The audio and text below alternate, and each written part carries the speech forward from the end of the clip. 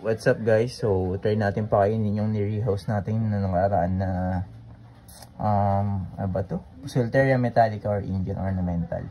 Tingnan natin kung mag-take down ito, hissing cockroach. Ayaw mag-focus ng camera, sa kanya naka-focus. Tingnan natin kung mag-take down. Take down ka ba?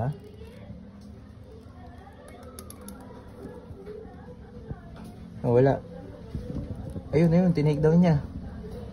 Hindi kita. Ayan, pero ayun yung ipis, nagingalo na, na-take down niya. Wait lang, lagyan natin ng flash guys. Ayun, so na-take down niya yung ipis. Ayan, yung dubia roach.